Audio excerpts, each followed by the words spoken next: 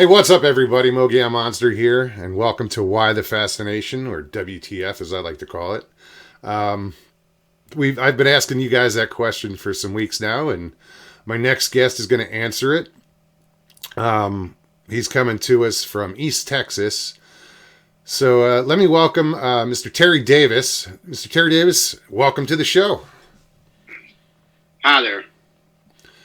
So you've had some odd paranormal experiences, I understand. You know, you saw me on another show and felt compelled to contact me, and I'm so happy that you did. Thank you so much for your email. That was awesome. It was really entertaining. You know, I was looking forward to talking to you. So thanks for being here. Well, thanks for having me. I have a lot of when I did see you on their show. Of course, it was a Bigfoot show, and I've never seen a Bigfoot, but you were talking about some paranormal things, and sometimes I don't know exactly what all to call them, but I have not seen a Bigfoot. I believe in them. I believe that they're real because too many people have seen them. Absolutely. But same way, like I believe in UFOs. Well, now I don't just believe in them. I know they exist. So it's like when I hear, Carrie or some of the other people that seen, Bigfoot, it's not only, they're not wondering anymore. They know it exists. Yeah, that's there's a big difference between a believer and a knower. Right. I don't use the word belief a lot. I think I have a good idea about Bigfoot. The word belief to me kind of is too little religious. I know that sounds goofy, but yeah, I have a good idea about Bigfoot, and there's things that I do know, like ghosts. I've had experiences with that, so yeah, I know what you mean as far as being a knower and being we'll call it a believer. well, that's what, when I heard you on there, I thought, oh yeah, I need to talk to him because I have had, a lot of, I say I lived with a ghost. I worked with a ghost, but I spent the night there all the time. So that's why I say I lived with a ghost before for many, many years. I've had out of body or shared, what I call a shared out of body experience.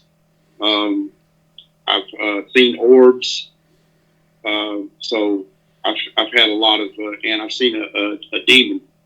Really? At the same time I saw the orbs, or right at the same time.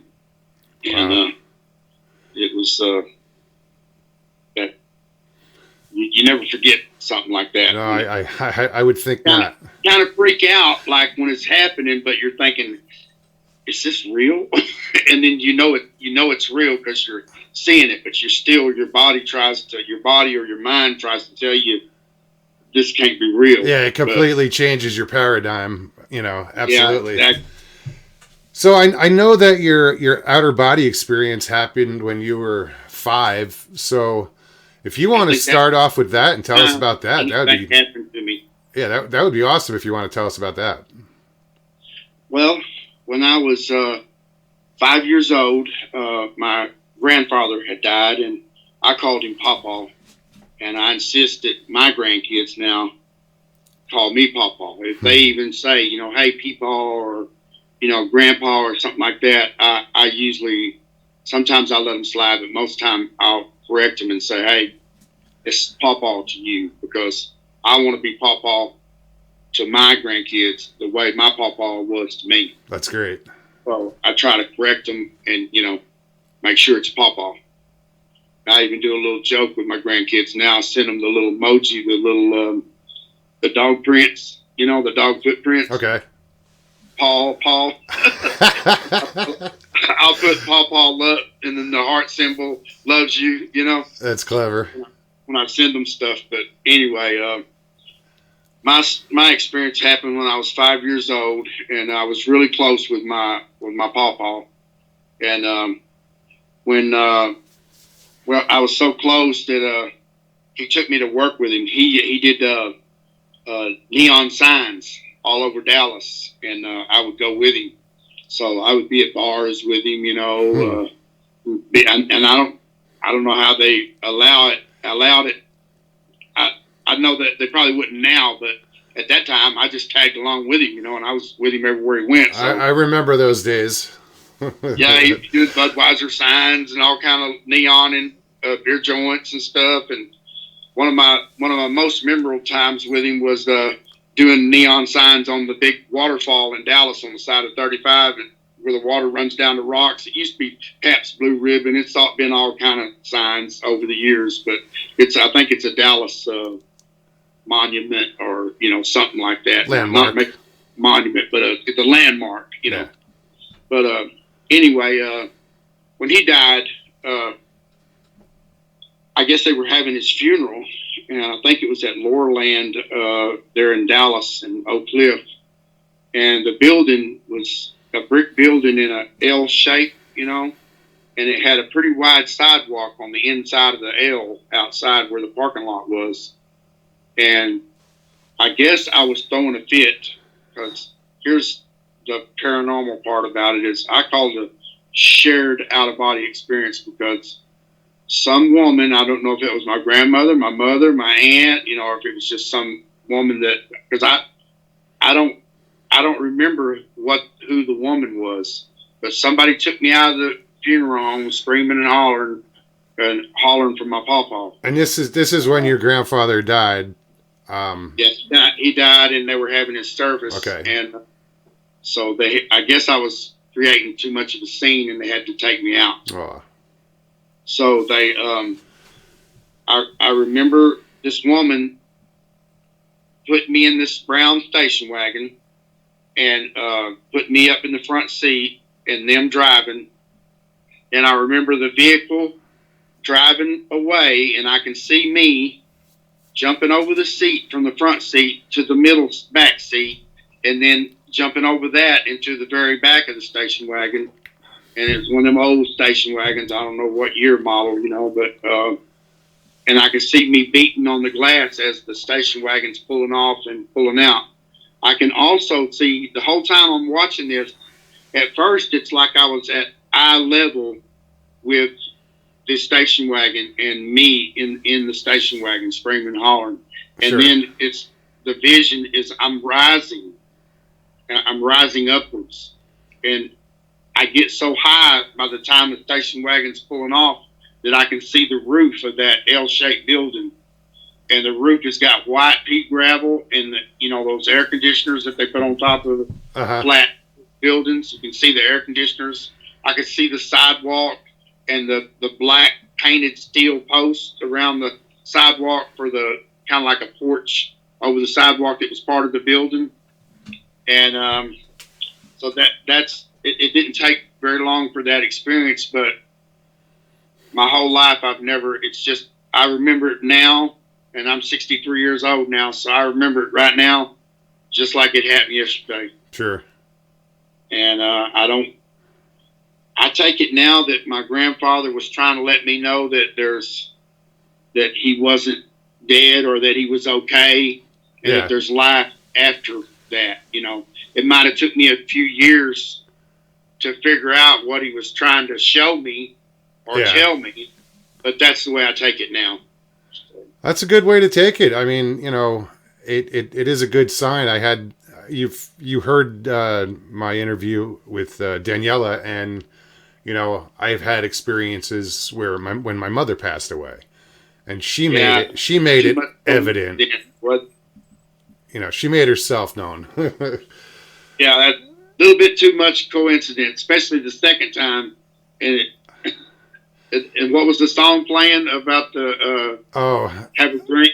The first time it happened. Yeah, the first time it happened. The song was "Have a Drink on Me" by AC/DC, and then the second instance, it ended with the song too, and the song was "So Do You Believe Me Now?" And I'll retell these stories at another time so people understand what I'm talking about. Some people have heard them, some haven't, but yeah. So some strange stuff in my life as well. So what else do you want to share with me today? You were mentioning what? You saw some orbs. Well, this was more recent. In fact, that's the most recent thing that's happened to me. Well, I had one more incident, but that was about a tree falling, but that's another story. But yeah, in 2013, I have three brothers besides myself. There was four of us. I'm the oldest. There's one that's 2 years younger than me, and he died at 42. And then this one I'm talking about now died at 50, and I was 5 years older than him. And this was in 2013. So I'm 63 now. But in 2013, they had diagnosed him. He kept going in and out of the hospital, and they finally told him that he had congenitive heart failure going on and that he didn't have long to live. Well, he also had tuberculosis, TB, and so he lived in his own house, but he didn't have anybody to take care of him. And I told him that I would take care of him because I had discussed with him about you don't need to be alone. You need to be where somebody can take care of you.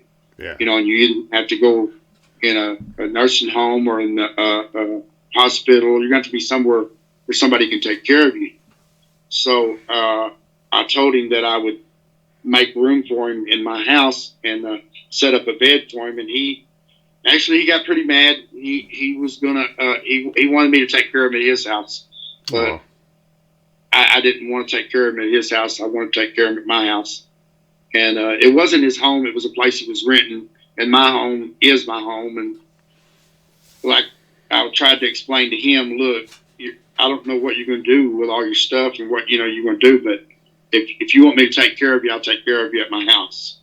So he was not agreeable at first, but another couple of weeks went by and he was getting worse and getting worse. And he called me and asked me if he could take me up on the offer and let me take care of him.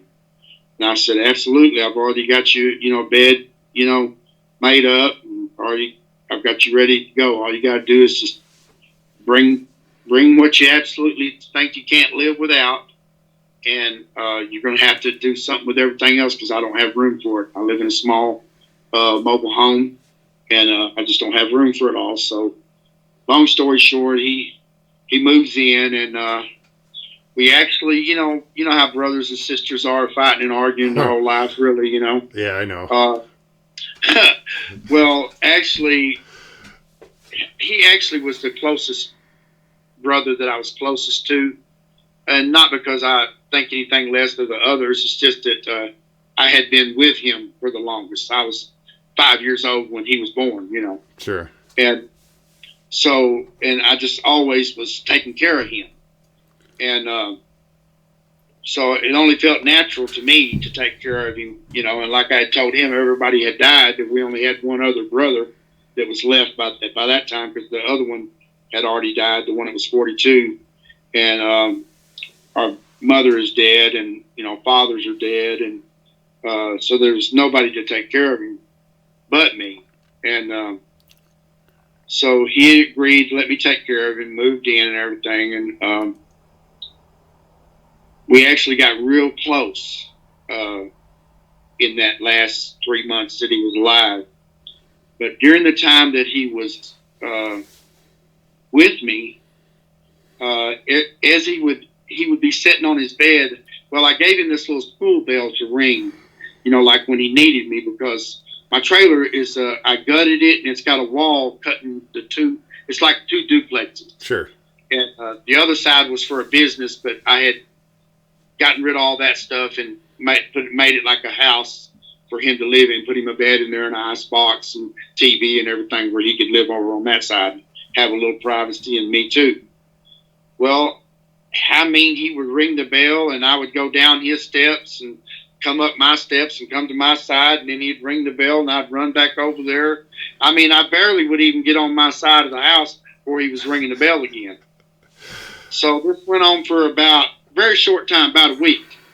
And finally I got my skill saw out and I cut a hole in the wall. I was going to say, and took the bell away.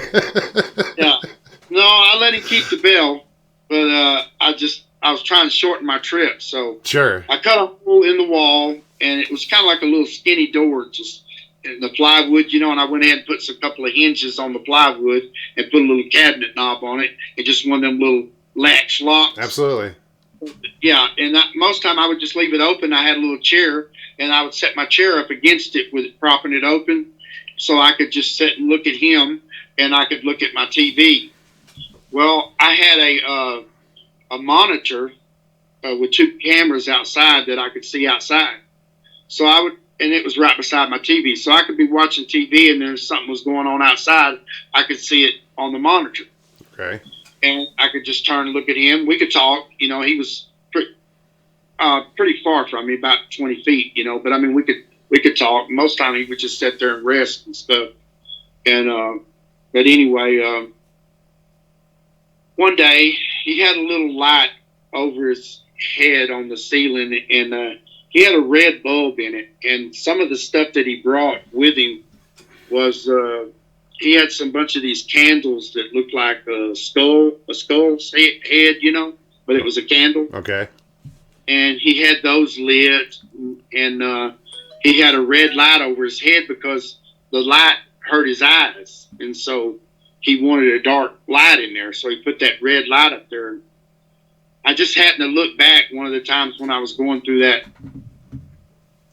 hole, the door that I'd cut out. You had to step. Oh, it didn't go all the way to the floor, so because it was a pipe running through my wall, so I had to step about. It was about a foot up. The pipe was about a foot off the floor, so you had to step over that to go through the hole.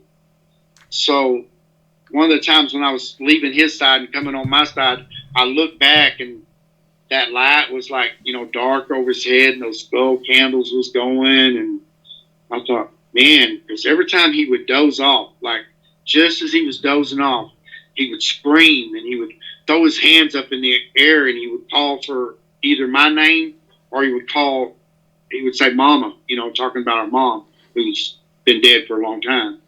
But he would call for mama, or he would call my name. Most time he would call her name first, and then when he probably realized, what he was doing, he would call my name. And so I'd go running over there to him, to see what was wrong. And every time he would go to sleep, he said it felt like he was in a spiral, and he was like spiraling downwards, But he would be like petrified. Like when I would get to him, he'd be shaking and like grab a hold of me, and so I looked back one day and I saw that red light and those candles and stuff, and I just kind of walked back through and walked over there, and I said, Donnie, I said, I know you're an artist, and you're a great artist, and I know you like these skulls and stuff, but I'm just thinking, like you're dying, and if I was dying, I wouldn't want to be in the dark, and I wouldn't want to be surrounded by skulls and be surrounded by death. I said, I'd rather be surrounded by the cross, or by Jesus, or by the light, Sure. And he was just sitting there listening to me, and he was propped up against the wall, and he had his hands crossed while he was listening to me on his chest. And he listened to me. He never said nothing. And then he says, well, I said, I'd get rid of all this stuff and change. I said, like, he had one flag hanging down. I call it a flag. It was like one of them little silk, I call it a flag or a banner or something. And it had the Virgin Mary on it. And I just pointed it in. I said, man, I'd rather be surrounded by that and the cross and Jesus and the light, and so and he had a Bible. He'd been sitting there reading his Bible.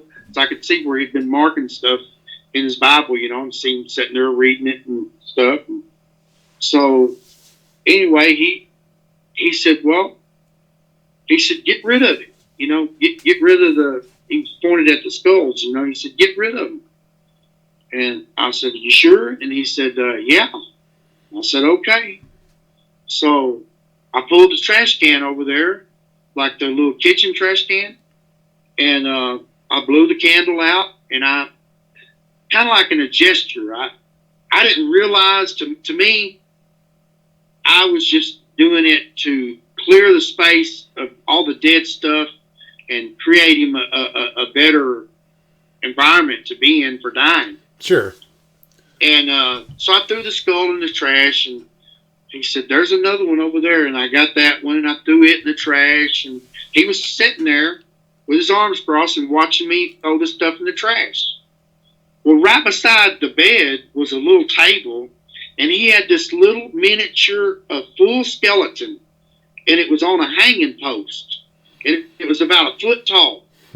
And over the years, he had collected he took some glasses off of a little bitty Santa Claus and put on it, and he put a do-rag on its head. He had a little cigarette hanging out of its mouth, you know. And I said, "What about him?" And he looked at him and he said, "Oh," he said, "that's Herbie." And I said, "Well, I hate to tell you, but Herbie's dead." And he said, and I know that meant something to him because he had it a bunch of years, sure. You know. And so I took Herbie, and he said, get rid of him. So I took Herbie, and I threw Herbie in the trash. And then there was a red light over his head, and I said, "We need to take that light out and put it." He said, "Well, I don't want a bright light up there. It hurts my eyes." I said, "Okay." I said, "I got a yellow one over here. Let me put this one in there and see how you like it." So I took the red one out, and I put the yellow one in, and he said, "Yeah, that's good." And yellow it's kind of dim, you know, it's not like bright. Sure. And, so I put that in there, and I went and got a cross. It was an iron cross, and I nailed it on his wall beside him. So now he had that Virgin Mary in front of him, and he had the cross beside him, and he had his Bible, and he had the better light over him, and all the skulls was gone. And so I said, "Now that's better. Do you feel better?" And he said, "Yeah." He said, "Yeah, it's okay." And he said, "Sure, I'm just scared. I'm scared of dying." And I said, I know you are, Bubba." I said, "But there's nothing to be scared about." I said, "You're going to pass and you're going to go to heaven, you know." And when this all first came about, I had asked him, I know this might be kind of getting into some religious stuff, but I had asked him, when they first diagnosed him, I asked him, did he know Jesus? And, you know, you'd think from knowing your brother your whole life, you would already know, or you would already ask him that, especially if you're considered to be his keeper or you know, his older brother, somebody that looks up to you. But I just had never asked him, you know. And we had lived independently for so many years, you know. But first thing I asked him was, you know, "Do you know Jesus?" Well, first thing he told me, this is before he moved in, he said, "Oh, Terry, I don't want to talk about that right now, you know." And I said, "Okay." He said, "But it seems to me that now would be the time to talk about it."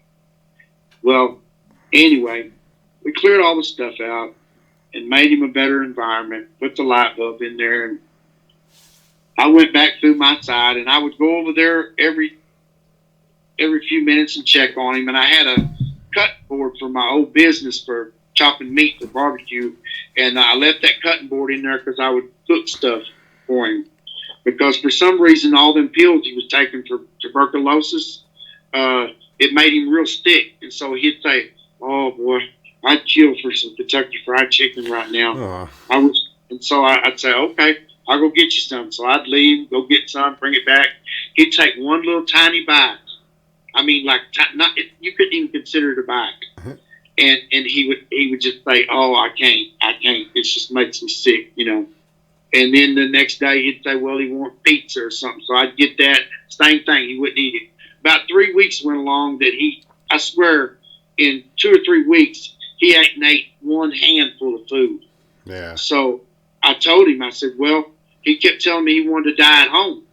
So I told him, well, if you don't eat something, if you don't force it down, he said, I can't eat it. I can't eat it. I said, Donnie, I said, if you don't force it down, then you're not going to die at home. You're going to die in the hospital because you're going to fall out, and I'm going to have to call 911, and they're going to take you to the hospital, and they're going to feed you through the tube, you know, because you're going to have some kind of nourishment. Well, he couldn't eat, you know. So finally, I figured out something he would eat. I made gravy one day, homemade gravy, and I poured it over some toast and made him some eggs, and it was a pretty good pile on the plate, and I knew he wasn't going to eat it. but he ate that whole plate. He liked that homemade gravy, and Sure. so I thought, okay, well, I found out something you'd eat. And first thing, he started to get sick. And I said, here. I went and got him a bucket, and I said, here. I said, yeah, you're probably going to get sick because you hadn't had nothing to eat, and now you ate that whole plate of food, And so he held it down, though. He didn't get sick. But anyway, I didn't realize when I was breaking all those skulls and all that stuff that I was calling the devil out. And this is what happened. I swear to God on a stack of Bibles, and I know you're not supposed to swear to God. I swear on my mother's grave that this is what happened. I was sitting there, I was standing by the chopping board, and I was cooking him something to eat. He was so weak. He was skinny his whole life, and he was so weak. Towards the end, though, his legs swelled up, his ankles swelled up like two stumps. And he would sit on the edge of the bed, and he would, without knowing it, he would scoot, and he would scoot to the edge of the bed, and he would fall off in the floor. And I'd have to go over there and help. He couldn't get up. He was too weak. He couldn't get up. So I had to go over and help him up and help him back up on the bed. And I tell him, well, stop scooting and you won't fall off the bed, just sit still. He said, I can't help it. I can't help it. And I'm like, okay, all right, just keep falling off. I'll keep picking you up. But that's what brothers are for. Yeah. So anyway, but the point I'm trying to make is that he was so weak, and I was sitting there cooking something to eat, and I'm kind of turned facing not totally away from him, but like sideways. And out of the corner of my eye, I see him. The only word I can use for it is scampy. I see him scampy across the bed and lean up against the opposite wall where the cross was. And he leans up against the wall, like sitting against the wall like I am now, and crosses his legs, crosses his hands, and he starts thumping his fingers. Like, I don't know if you can see that. Yeah, I got it. He's thumping his fingers on his hand, and he's looking at me. And at first, my first thought was, are you milking the cow? Making me hand and foot, and there's nothing wrong with you? But before I could even, that was my thought in my head. Before I could even say anything, I thought, no, you've been to him with the doctors. He's dying, But that's what alerted me to what was going on, because how fast he went across the bed. And how he just like nonchalantly like crossed his legs and crossed his arms, and he was looking at me like, and he wasn't just looking at me, he was looking down at my feet and up to he was scanning me. He would look down at my feet and up to my head, not moving his head, just moving his eyes, looking down at my feet and then up to my head, down at my feet and up to my head. So as I turn and look at him and I'm watching him do this, I just keep on, like I'm preparing the food, but I'm watching him and I'm thinking, and while he's doing this, his nostrils are flaring in and out, in and out. And I'm telling you, he was 50 years old, and I've known him for 50 years. And whatever was in him was not my brother. Plus, my brother couldn't even move that way. He did not have the physical capabilities of moving that way. So when I realized what's going on, this demon had came into my brother, I thought I was having a hard time believing it. Yeah. And I was scared. I was scared.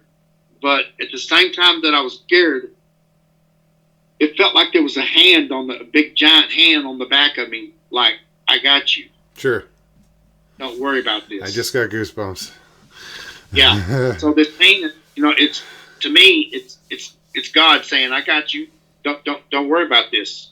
Or Jesus, Sure. And but I still was freaking out. And you know what? I had a phone, and the thought never, it thought about it afterwards. But when it was happening, I never thought about getting my phone and videoing it. Yeah. But anyway, was sitting there, and he just kept looking at my feet and then up to my head. And the whole time he was doing it, his nostrils were flaring in and out.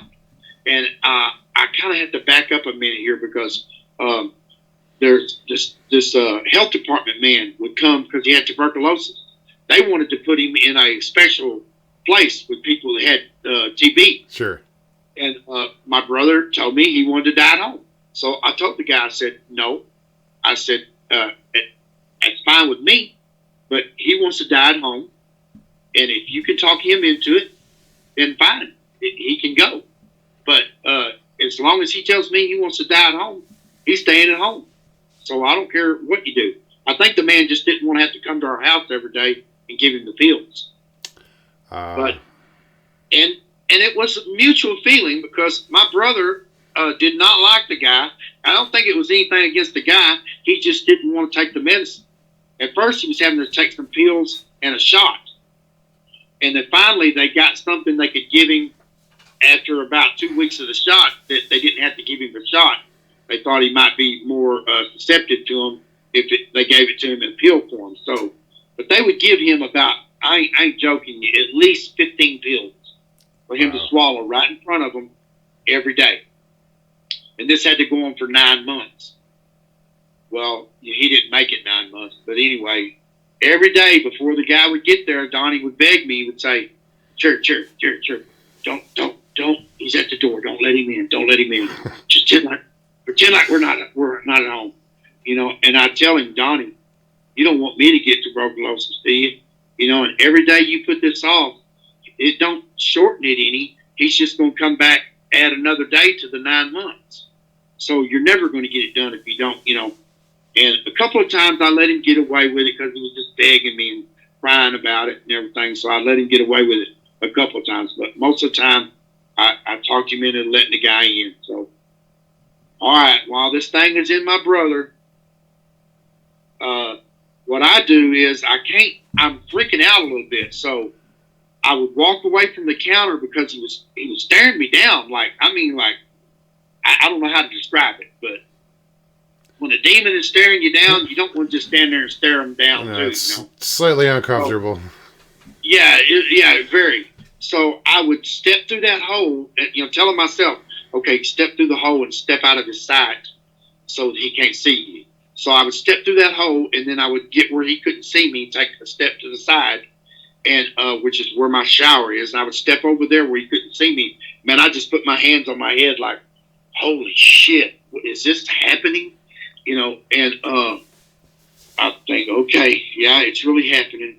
You might as well just step back over there and just keep on cooking like you don't know what's going on, you know. And first thing I'd do when I'd go step back through that hole is I would look at him, and he was still staring me down, or just, you know, like he never even moved, just like staring me.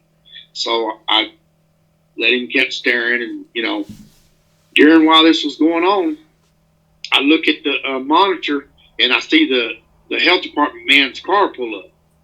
So he pulls up, and the guy's name was Joe. And so he pulls up, and I'm thinking, okay, here comes Joe. And so I tell the demon, I said, well, here comes Joe. And if it was my brother would started begging me, telling me don't let him in, just like he always did. Yeah.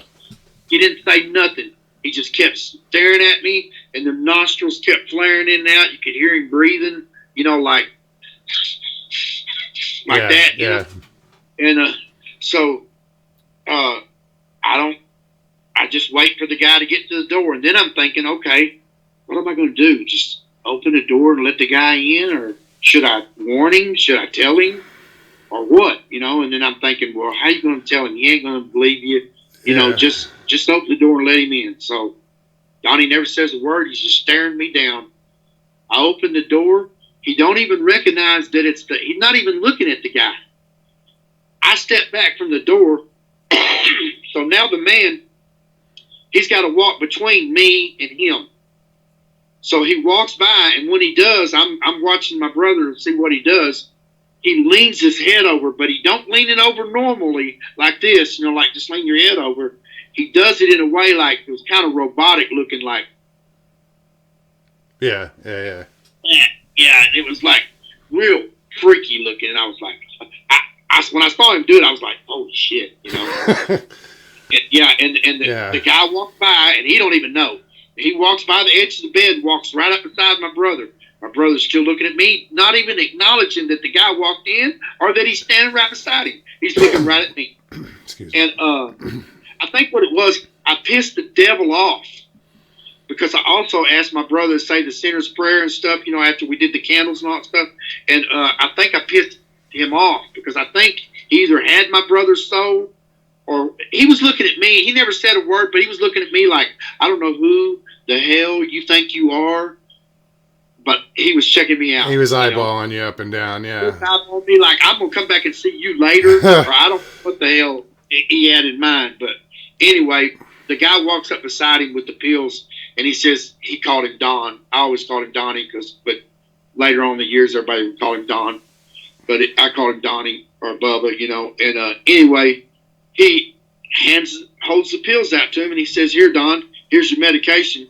Well, he's just sitting there with his nostrils flaring and breathing like that and looking at me. I guess the guy ain't been there long enough to, like, recognize something's not quite right or what, but he holds the pills out in front of him and he sees that he ain't paying him no attention. So he kind of hollers at him. He says, Don, here's your medicine. When he did that, he turned his head sideways and he looked up at him.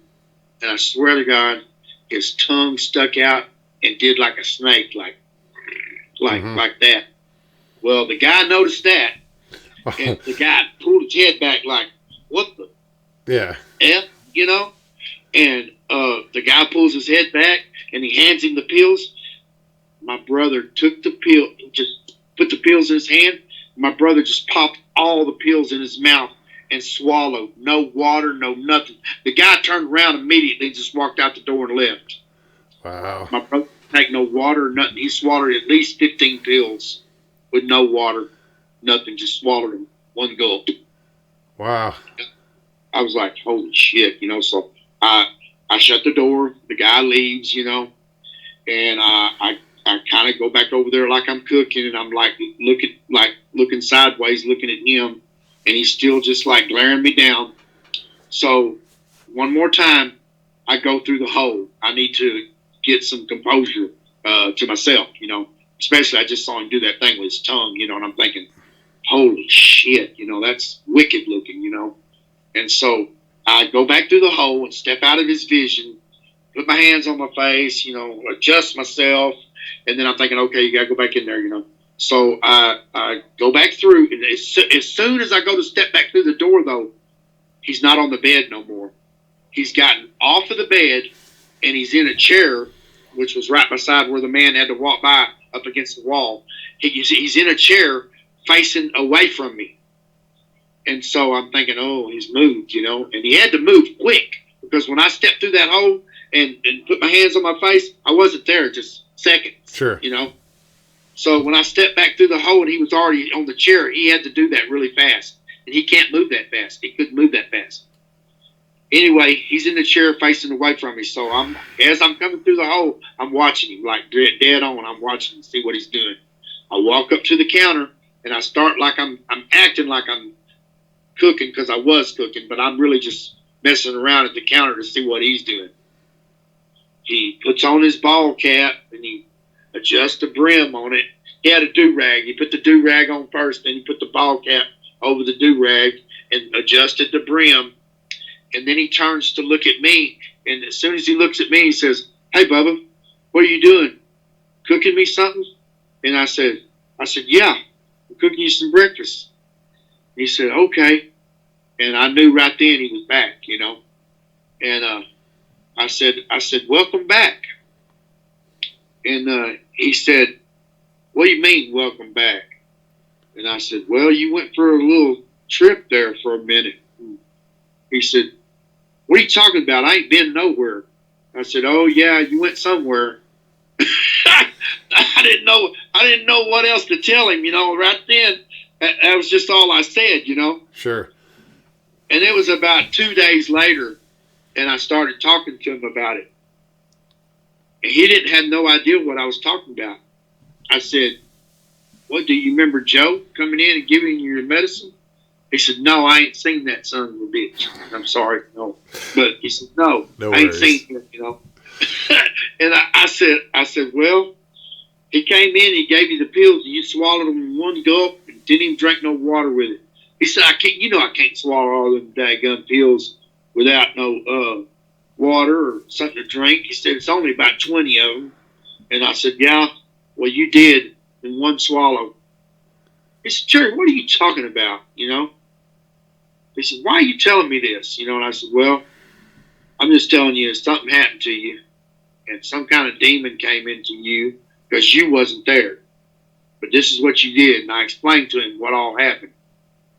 And he got really mad at me. He got really mad at me.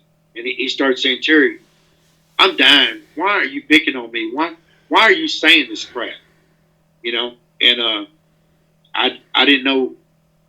I didn't know what to tell him. I just told him, well, Donnie, it happened, whether you believe it or not, and I'm not lying to you. He said, I don't understand why you're telling me all this. You know, so to him, he had no idea Yeah, what nothing had happened. happened. Yeah. He had no idea what had happened. He had no idea that the TB man came, the health department man came. He had no idea about and it was several days later, one of his friends was over there to visit with him, and he says, yeah, Terry was telling me this shit, you know, about, you know, and he started kind of telling the guy about the story, you know, and he said, I don't know why. I still ain't figured out why, you know, and he did not believe me. He didn't believe me at all. But that really happened. I swear on a stack of Bibles that happened. And I know, and people could say, well, maybe you just thought, you know, what you saw. You know, no, I know what I saw. And I think what it was, I think that I didn't mean to. I didn't mean to call the devil out, but I called the devil out when I had threw all that stuff in the trash. And that in combination with having him say the sinner's prayer with me, and, you know, introducing him to, I mean, I didn't do nothing. I was just doing my part as an older brother to introduce him to Jesus. I just wanted to make sure that he knew Jesus before he died. And so it wasn't me, but whatever. What kept getting me about it, and still does, is you read stuff in the Bible, and, you know, you think all that stuff happened 2,000 years ago or 3,000 years ago or however many thousands of years ago it was. Well, this was in 2013. Sure. Stuff happens every day. You know? It's as real as a heart attack. And it really happened. And so I expect I might see him again one of these days, but I'm ready for him. But I don't know that you have to worry about him as far as, you know. I don't think so either. Apparently, your brother had other things that happened in his life that, you know, this demon or whatever had figured he had dibs on your brother. It would seem to me, this is just my opinion. That's exactly what I think. I think exactly what you're saying right now. I think that he had him, that the devil had that soul, and that when I came in and stepped in, I think he was mad at me. You know, it wasn't me I'm not Jesus. I didn't save him, but I introduced him to Jesus in his last moments. So you might as well have saved him. He took that he was very mad at whatever it was that was in him that was looking at me. And when that health department man walked between him and me, he just moved that head over, boy, to keep his eye on me, like, yeah. He didn't wave, like, look at him and say, hey, get out of my way, or nothing. He didn't even, you know, it was just like something was obstructing his view, and so he went to look around, you know. But I guess it was the devil. It was either the devil or one of his demons. It's a good possibility. I mean, that's what it sounds like. I've never dealt with demonic entities and no desire. I know I got Jesus on my back, so I'm not really sweating that, but that's neither here nor there. Yeah, that's a fascinating story. Now, you were telling me that the window that the monitor was covering, that's where you saw your orbs? Right around that same time, I had that monitor set up, and now this is pretty good. This is good because I see these orbs in front of the window, and I don't say nothing to him or anything. I see them, and I start staring at them and watching them on the monitor, and I'm thinking, wow, that's some orbs, that's some spirits. And I wasn't sure about the little one, because I call it Tinkerbell, because it was like coming in and out, almost kind of sparking, or not sparking, but like flashing. Okay. And but it would fly to the window and then fly a little bit back, and then fly back, and then move back, and it was coming only inside that square of that window where he was leaning his head against that window. And I say window, it was boarded up, so he was leaning against the board in the house, and you couldn't see through the board. But anyway, it's like they knew that he was right there. And the other one was about the size of a silver dollar, and it was pretty good, about the size of a silver dollar, and it was just floating, and you could see through it, because every now and then it would go. There's a post on my front porch, and there was a truck in the background with a license plate on the back of the truck, and when it would go in front of that license plate, you could read the license plate through it. Okay. And it would pass in front of one of them posts, you could see the post through it, so it was transparent, but you could almost like a little fog, but shaped, in a round, perfect round circle. Now the other one, it was kind of flashing so much that if it was a circle, it was moving too fast for you to see that it was a circle. Sure. But anyway, after staring at it for a good while, I thought my curiosity got to me, and I thought, I'm going to go open up my door and look at it, outside. And so I opened my door and looked at it. I didn't walk outside. I just opened the door and stared down towards that window, and I couldn't see it. I couldn't see either one of them. So I just left the door open, looking outside, and then I turned my head looking back at the monitor. And on the monitor, there they were. It's like clear as a bell. And then I look back outside, and you can't see nothing. It's because your naked eye can't see those orbs. Sure, wouldn't focus on it like a camera could. I don't know if it's night vision or if it's what it is about a camera. But if you notice, when you watch any ghost stories or anything, people take a picture and they catch it, It's something about the camera, the way the camera sees. Our eyes can't see the way the camera can see. But I wish I had some glasses that were made when you put them on, you're seeing like a camera sees. Like a high def or something, yeah. Yeah, they need to invent something like that if they don't already have it. But Probably anyway, already have it. that would be neat, because I got another story I can tell you later, that's something that I saw the same way. I don't believe I could see it with my eyes, but I could see it in the monitor.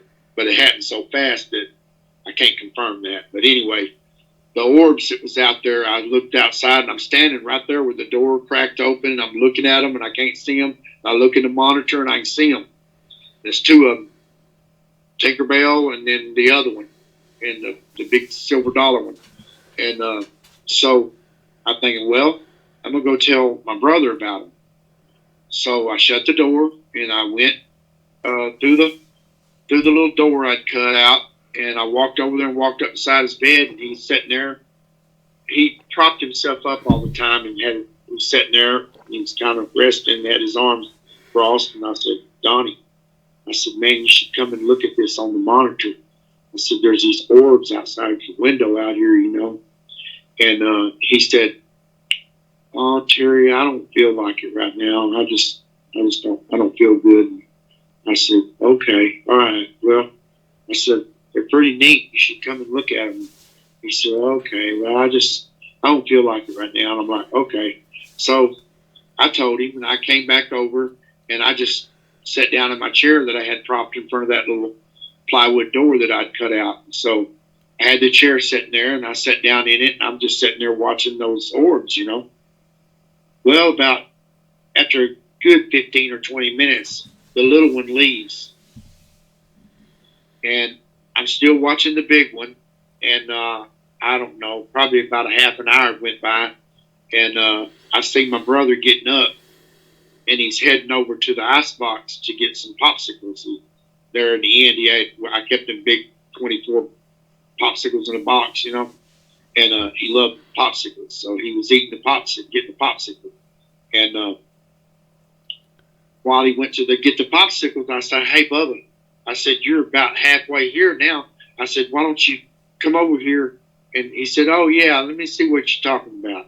So he got the popsicle, and he came over to the cutout that I had cut in the wall, and he kind of just leaned up against the cutout because I was sitting in front of the hole in the chair, and he kind of leaned up there and just looked through there. I said, "Look at the monitor," and he looks at it and kind of see him kind of do a double take, like, like, and he says, "Jerry," he says, "what the hell is that?"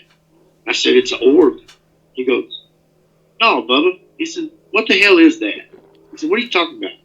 I said, "It's a spirit. It's an orb. It's a spirit. Like somebody's spirit." Goosebumps again. And he said,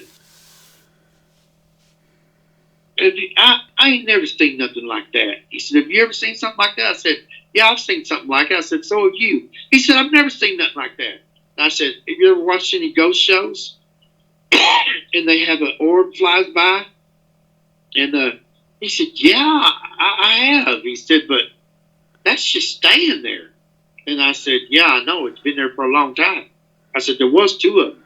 He said, "Well, why didn't you tell me?" And I said, I did tell you." And he said, "You didn't feel good and you didn't." He said, "Yeah, but you should have made me get up." I'm like, "Well, okay, but here you are, And so he had his feet had swelled up so big he couldn't get no shoes on. So I took a pair of my old house shoes, leather house shoes, and I cut the heel out of them so they were like slippers, Slip-ons, yeah. And he had those on, and he says, "Can I?" He wanted to step through that hole. I said, "Yeah, sure. Let me move my chair." So I got up, moved my chair, and I held my arms out to get his arm and help him through that hole, And so he came on through, and my bed was laying where the monitor of my TV was right over my bed. So he said, "Can I get on your bed?" I said, "Yeah, get down there on the bed." So he got on my bed and he got right up by the monitor. Boy, he was fascinated with it. He was just watching it. I was standing behind him, sat back down in a chair, sitting behind him, and he was watching it, and he turned his head and looked back at me. He said, "Jerry," he said, "you think they know?" And I said, "Well, sure they know." He said, "How you know they know?" And what he meant by "do you think they know," he was saying, he didn't say it, but he was talking about, "Do you think they know I'm dying?" Yeah. And I said, "Sure they know." And he said, "How you know they know?" I said, "Because out of all the places in the whole world that orb could be right now, you don't see it over here by my window, do you? I'm not dying yet. So look where it's at." I said, "And there was another one right there with it. It was smaller." And I described the other one like Tinkerbell. I said, flying in and out. And he said, "Wow." He says, "Jerry," he said, "you think it's Mom?" And I said, "I don't know, Donnie." I said, "It could be Mom." I said, I really don't know, but I know it's a spirit and it knows you're there and it's coming because you're dying."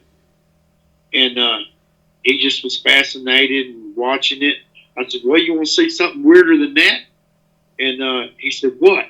And I said, "Here, let me help you up off the bed." And he said, I said, "I want you to look out the door and look at it." And he said, "Oh, yeah." And so I helped him up and get him over to the door, and I opened up the door. I said, "Now look at it." And he stuck out his head, and he looks back at me. He goes, "It's gone. It's gone, Terry. It's gone." And I said, "No, it ain't." He said, "Yeah, it ain't there." And I said, "Turn your head. Don't move." I said, "Turn your head and look back at the monitor." And he looked back, and he goes, "Oh, it's still there." And he looked back through the outside, and he couldn't see it. He said, "How come we can't see it with our eyes?" I said, "Because you can't see it with your eyes. Have you ever seen on the ghost stories? They only catch it on cameras. They don't see it with their eye. They catch it when they look back at the film later. They say, 'Hey, look at the sword going by,' And so I tried to explain it to him, and he was like, oh, and he said, well, I'm going to lay back down here and watch it. I said, go ahead, you know. So he laid back down on my bed and he watched it.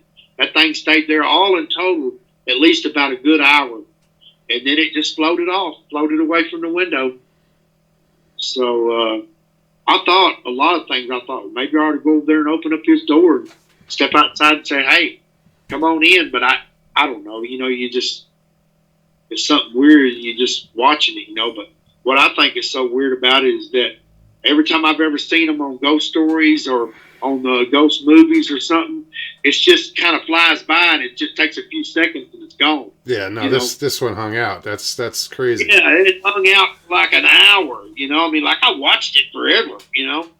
So I don't know. I don't know if it was somebody in our family or mom. You know, he was petrified. You know, I don't think it's so much that he was petrified. He was, but I think the devil had his soul, you know, and that when he would start to go to sleep, he said, you don't understand, Jerry. He said, it's like, as soon as I start to go to sleep, it's like I'm spiraling. I'm just spiraling down. And, you know, like he was talking like it was something scary, you know. Sure. And so I mean, I don't know what all my brother did to deserve to be in that spot or if it's just, you know, because he didn't recognize, you know, didn't know God, you know. But I hope he's in heaven now. I hope he's there when I get there. But I hope so too. That I think that's a pretty neat experience because it was there for so long. You know, like it wasn't just a quick glimpse of it. You know, it was there for a long time. Yeah, I've had one orb experience, and that was a 2-3 second sighting. You know. Oh yeah, I remember you talking about that. Yeah. But those are some fascinating stories. I mean, really incredible stories. I want to thank you really so much for sharing those with me. No problem. How long after the orbs and everything was it when your brother finally passed? Well, he died in August. It was either beginning of August or late July was when he died. But he was only at my house for a total of 3 months before he died. What was funny about my brother is he number one, his whole life he had messed up his credit, get the electric shut off, get the water shut off, and he'd go out there and turn it back on. And then he would do it so many times that one time they took the meters off of the house and they took the wire from the pole. So it was 50 feet you had to go to get to another nearest hookup. And right when he was dying, he decided that he wanted to straighten up his credit. And I thought, you know, it's a little late for that. My credit, you know, but he was with me for about 3 months before he died. But during that, really the orbs and the demon, man, that was in about a week and a half span there. Okay. In the very end, we had to call ambulance because he couldn't breathe. So he went to the hospital, and he wound up dying in the hospital. He didn't die here in my house. Okay. He died in the hospital, and it was because he wouldn't listen to me though. Because I told him, I went one time to visit him, and he was in intensive care. And you know, in intensive care, when you go to the hospital, you either go to a room, or if you go to intensive care, you either get better and then you go to a room and then you go home, or you don't just check out of intensive care. Well, he was in intensive care, and I came to visit him, and he was like, Cherry was begging me to take him home, you know. And I said, okay. I said, I'll take you home. I said, but Donnie, listen to me. I said, they got you on morphine here, you know, and they got you on oxygen. I said, if you'll wait until in the morning, Oh, as soon as I said, if you'll wait till in the morning, he started raising all kind of cane. No, Terry, you need to take me home right now. I don't want to die here. You need to take me home. And I'm like, I told him, I said, okay, just listen to me though. Well, he didn't want to hear me, but he wanted to come home. So I said, all right, look, let me go talk to the nurse. Well, he started swinging his feet off the bed and trying to get up out of the bed. I said, stop. You can't just jump up and walk out of here. I said, I got to go talk to somebody and see if they'll even let me check you out. And so, I got him to stop. I said, I had to threaten and say, okay, look, if you're not going to stop moving, I'm not going to go talk to nobody, Yeah. Okay, I'll stop, So he stops. I go talk to the charge nurse, and it's a male nurse, and he to tell you the truth, I stayed up there at the hospital with him a lot because all the nurses didn't like him because he was, let's just say, very demanding. He would tell them go get him some chocolate milk or something. They'd bring him some white milk or bring him something wrong or something, and he would holler at them and throw it across the floor or something. And I mean, they didn't like him. They did not. He's probably their worst patient they ever had. When I would stay there with him, I would tell him, look, I'll take care of all of his little wants and stuff. Y'all just take care of his medicines and whatever you need to do, Sure. with him. So they like me being there. They like me being there to such a point that, if you're in the hospital and you tell them you don't want somebody in your room, they throw them out. I think by law they have to. But anyway, it came to where he got mad at me and he wanted me to get out of his room. And so I said, oh, sure, fine, I'll leave, But anyway, the nurses was begging me to stay. That's how bad it was with him. But anyway, he went back into the hospital. We had to call him to go back, and he wanted me to check him out. So I went ahead and checked him out of intensive care. They loaded him in a wheelchair, and we got ready to leave. And they wheeled us to the outside and had a friend come pick us up. And my friend just thought I was visiting with him. And when he saw me wheeling him out, he goes, because he knew he was in intensive care, he goes, what are you doing? I said, well, if you don't mind, I want you to take me home and take him home with us. And he said, I thought he was in intensive care. I said, he was. And he said that he wants to come home. He don't want to die there. He wants to die at home. Well, he didn't care about taking us home, but he was freaking out because he was worried about my brother, like dying in the car or something, Yeah. So anyway, we loaded him up and we took him home. And I mean, we just got to my house. We were on the way home. He was saying, turn on the air, roll the windows down. And I tried to tell him, I said, Donnie, it don't matter how much wind is blowing on you. You need oxygen. You need that oxygen tank. I don't have oxygen at home. That's why they're trying to tell you to wait until the morning so we could get hospice to come home with you. And then you could have your morphine. And then you could have your oxygen. And you could die at home, Sure. Well, he didn't want to listen. And so we got to my house, and the guy helped me load him up. And then the guy left. We got him in the house. And this time I didn't put him on his side because I knew he needed me to be right with me. So I brought him on my side, and I said, look, you can either sleep in my bed or you can sleep here on this big couch. I said, to tell you the truth, it'd probably be easier because there was a table right beside the couch and a chair. I said, it'd probably be easier on this big, because it was a big old leather, nice couch, And I said, probably be easier up on this couch, which would be higher up, and I can sit right here beside you and wait on you and feed you and stuff. He said, yeah, I'll take the couch. So I made him a bed on the couch, and put sheet on it, blanket and everything, got him set up on the couch. He wasn't at my house 5 minutes. He had me adjusting the fan. Normally, he didn't want a fan blowing right on him. He said, turn it right down on me. And I turned it on him. I said, Donnie, I'm trying to tell you, man, it ain't how much wind's blowing on you. You need oxygen. And about 5 minutes of the fan blowing on him. And I sat down in a chair beside him. He said, Terry. And I said, yeah. He said, call 911. Call 911. He said, you're right, Bubba. I need oxygen. Call 911. So I didn't have him at my house 5 minutes before I had to call 911, take him right back to the hospital. Wow. and then he finally he succumbed in the hospital about 4 o'clock in the morning.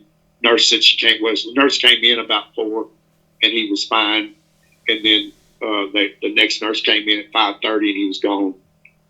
So I wasn't even there with him, But I had went up there to visit him before he had died, and after he came home and went back up there, and I was there visiting with him. And one of the nurses came in. We was in intensive care, and I had my head laying beside him, and we were just like talking. And she'd been taking care of him. She said, "Oh," she said, "this must be your brother," because we were talking and kind of crying, both of us crying. And she said, "Oh, now that's brotherly love." Mm-hmm. And I hope he's in heaven when I get there. I do too. I really do. And I'm really sorry for your loss. That's, that's hard. That's terrible. But you did what you could do, and nobody can fault you for that. That's that's amazing. Well, actually, he's sitting right over there. I got one of these round shelves in the corner, and I put his ashes in actually, he's in 2 of them, but he's in 2 big Patron bottles. Really? You know what a tequila looks like? Why Patron? Because it has a cork on it? I just wanted some kind of a fancy bottle. And, the Patron bottle was kind of a fancy bottle, and it has a cork in the top of it. I put, I had 2 of them. One of them, my son and his wife was close to him, and they wanted part of his ashes. Sure. So I got 2 of them, but they done broke up, and I didn't want nothing to happen to him. So I've got both bottles sitting up there right now. But I think I'm going to take him to where my mother and my aunt and my grandmother are, and put him to rest there right beside him. Because I would hate to die myself, and then who knows what might happen to his ashes. So Sure. No, it's just funny that you chose Patron bottles, because in my story of my mom, with my mom, when I'm in the bar and it was Patron bottles sitting on a shelf that blew their cork. The cork flew out of it. So wow. Yeah, it was a Patron bottle, and I'm all choked up about it. Well, he's sitting there right now, and the one that was mine that I kept, my son's is sitting beside him, and I've got a bandana. How you always put that do-rag on his head? He had this lime green bandana, so I tied it around the top of the bottle, and I put his sunglasses on top of it, and he had this old hat that he wore, and I put the hat on top of the bottle.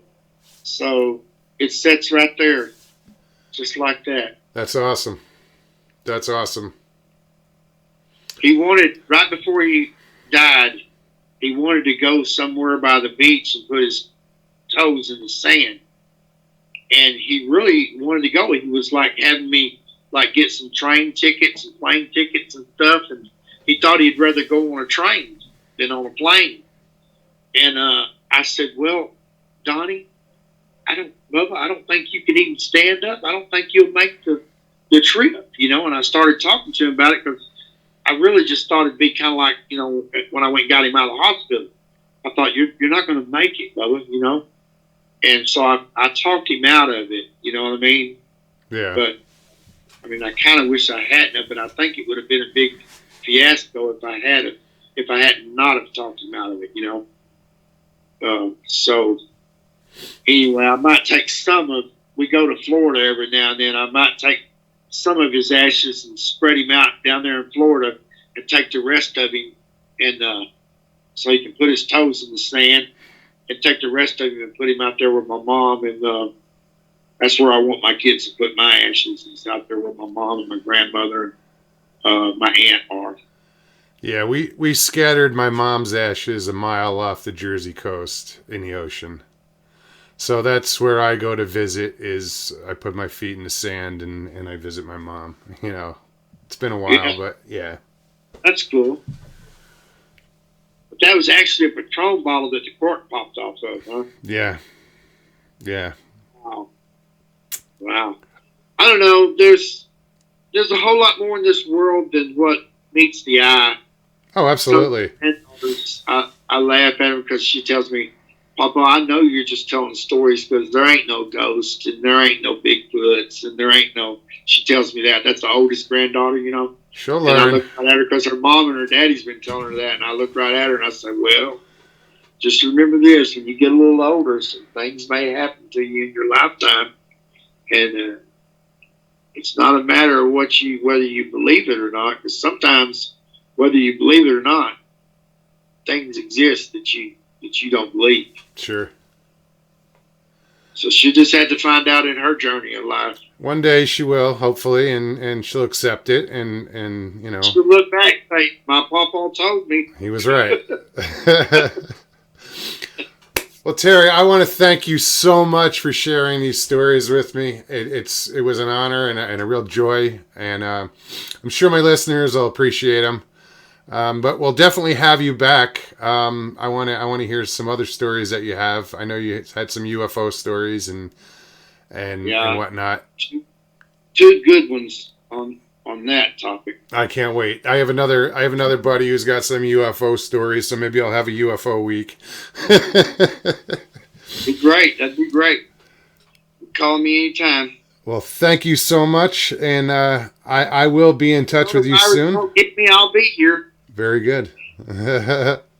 Well, thanks again, and I can't thank you enough. Those are some really personal stories, and I got choked up. I mean, I'm like tearing here. Yeah, I'm just the coincidences with the Patron. Patron bottle and whatnot. That's crazy. Yeah. But I will be. Can you still see me? I can. Can you see this? Yes, I can. This is one of my granddaughters. She died.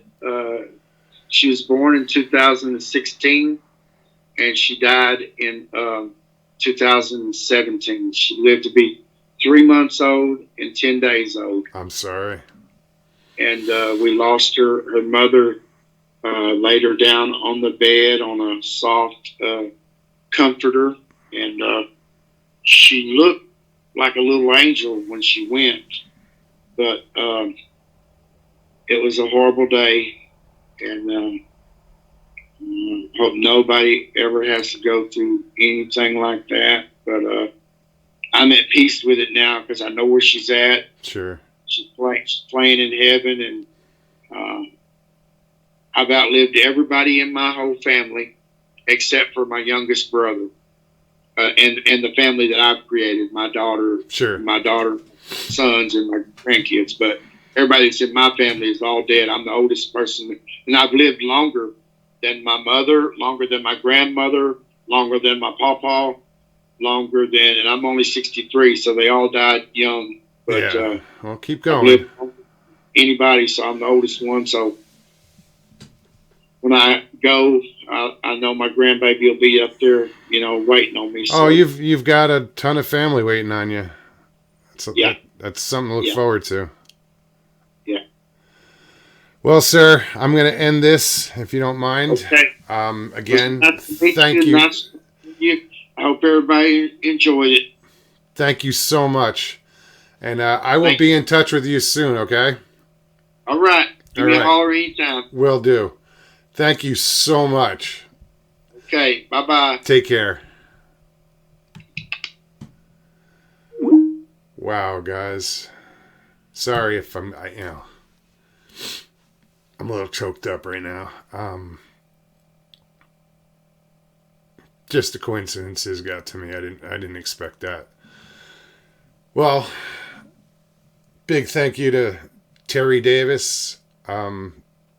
That was an incredible stories, and I look forward to your next stories, and I hope everybody out there enjoyed them. Be sure to show your love. Hit the like, subscribe, share. Do the things you're supposed to do or that you normally do. Wow, I'm still kind of blown away by that. But anyway, you guys have a wonderful evening, and I will talk to you guys soon. This will be out probably Thursday.